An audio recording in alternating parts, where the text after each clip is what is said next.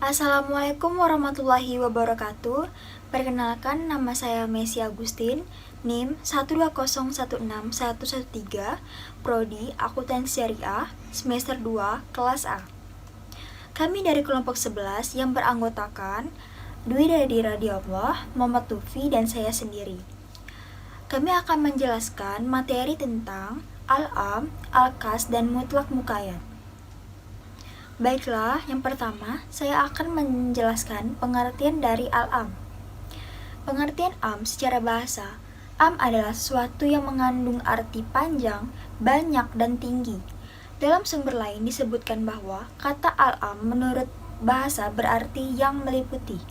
Adapun secara istilah, para ulama memiliki perbedaan pendapat dalam pengertian am secara istilah. Berikut adalah beberapa pengertian am menurut para ulama. Menurut Mana Al-Qatan, pengarang Al-Mabahits fi Ulumil Quran, bahwa definisi am adalah lafaz yang mencakup segala apa yang pantas baginya tanpa ada pembatasan. Menurut Ar-Razi, dikatakan bahwa am adalah lafaz yang mencakup segala apa yang pantas baginya sesuai dengan satu tujuan. Sedangkan menurut Subi As-Saleh, am adalah lafaz yang menunjukkan padanya dalil asal bentukan bahasanya mencakup semua perorangan jiwa yang bisa dipercayai maknanya tanpa batas kualitas dan kuantitas. Dari beragam definisi para ulama yang telah saya sebutkan tadi, bisa kita tarik kesimpulannya bahwa am adalah kata yang mencakup pengertian yang tidak terbatas. Berikut ini adalah contoh dari lafaz am yang dibagi berdasarkan macam-macam bentuknya. Menurut Manaul Qatan, di mana setidaknya ada 6 bentuk am. Yang pertama, lafaz am dengan lafaz kul, seperti firman Allah berikut. Kullu nafsi zaqatal maut. Tiap-tiap yang berjiwa akan merasakan mati. Kedua, setiap yang dimakrifatkan dengan al yang bukan al-ahdiyah, yaitu al yang menunjukkan makna tertentu. Contohnya, wal asri innal insana lafi usri. Demi masa, sesungguhnya manusia itu benar-benar dalam kerugian. Maksudnya, setiap manusia, siapapun itu berada dalam kerugian. Lalu, keumuman ini dikecualikan dengan ayat selanjutnya. Illallazina amanu wa amilus solihati wa tawasaw bil haqqi wa tawasaw bil sabr. Kecuali orang-orang yang beriman dan mengerjakan amal soleh, dan nasihat menasihati supaya mentaati kebenaran, dan nasihat menasihati supaya menetapi kesabaran. Ketiga, isim nakirah yang berbentuk nafi atau meniadakan dan nahi atau larangan. Keempat, alati dan allazi serta cabang-cabangnya. Kelima, semua isim yang berbentuk syarat. Keenam, ismul jins atau kata jenis yang diidafatkan kepada isim ma'rifah. Baiklah, hanya itu saja pengertian al-am yang telah saya sampaikan. Mohon maaf jika ada kesalahan-kesalahan kata. Selanjutnya akan dilanjutkan oleh Dwi Redi Radiyallah. Sekian dari saya. Terima kasih. Wassalamualaikum warahmatullahi wabarakatuh. Bismillahirrahmanirrahim. Assalamualaikum warahmatullahi wabarakatuh. Perkenalkan, nama saya Muhammad Lupi, NIM 12016109. Baiklah, di sini saya dari kelompok 11. Saya akan melanjutkan presentasi teman saya sebelumnya, yaitu yang B, al-khas. Pengertian khas secara bahasa memiliki, yaitu yang mengkhususkan atau menentukan. Dalam Lisanul Arab dijelaskan artinya menyendirikan tanpa memasukkan yang lain.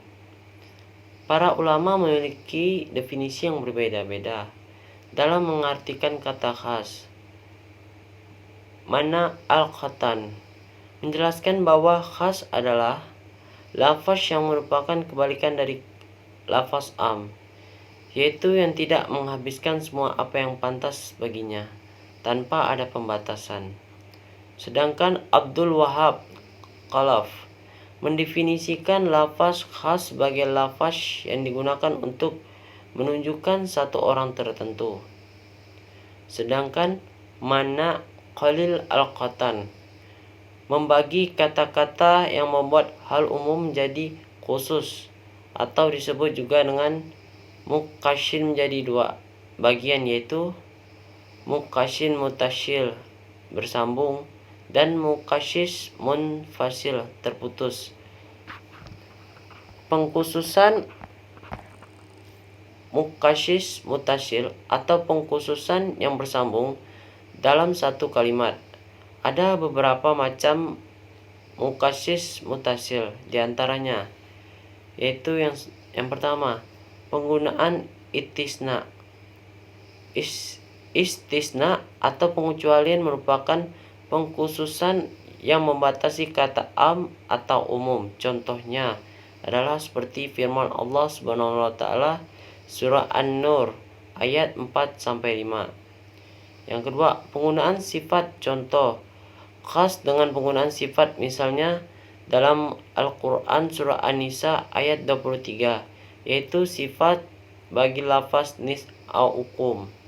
Maksudnya, anak perempuan istri telah digawil itu haram dinikahi oleh suami dan halal bila belum menggawilnya.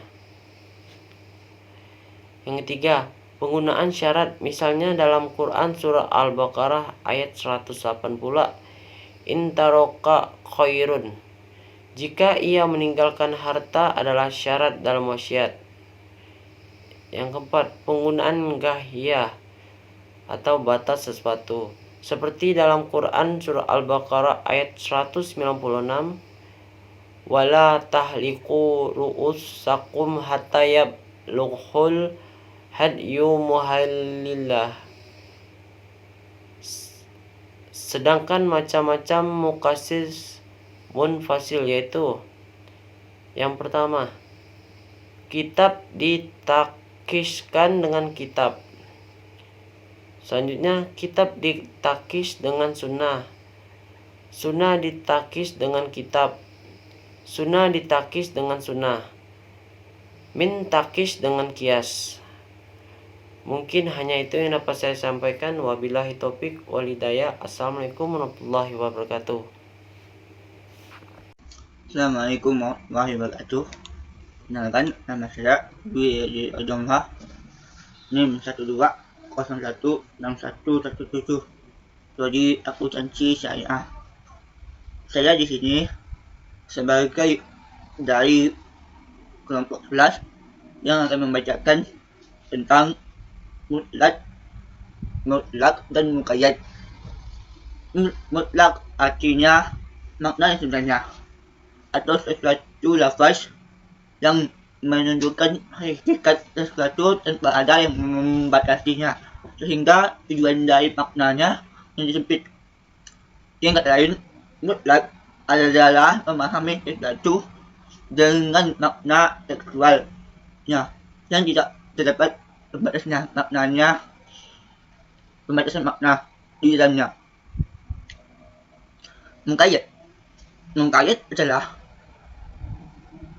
kata yang menunjukkan hakikat sesuatu yang bersempitan atau dibatasi dengan pembatas tertentu.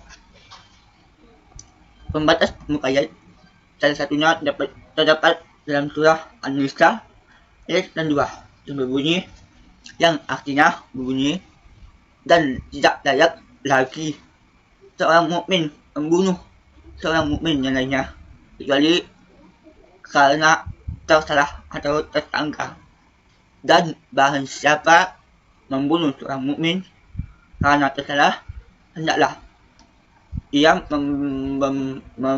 memerdekakan seorang hamba sahaya yang beriman. Quran surah An-Nisa ayat 2. Yang termasuk muqayyad adalah pada ayat tersebut adalah pembatas atau penyempit makna dari kata lakabatin dan disempitkan oleh kata mukminatin. Saya kira itu saja bisa saya sampaikan. Lebihnya saya mohon maaf. Akhir kata, Assalamualaikum warahmatullahi wabarakatuh.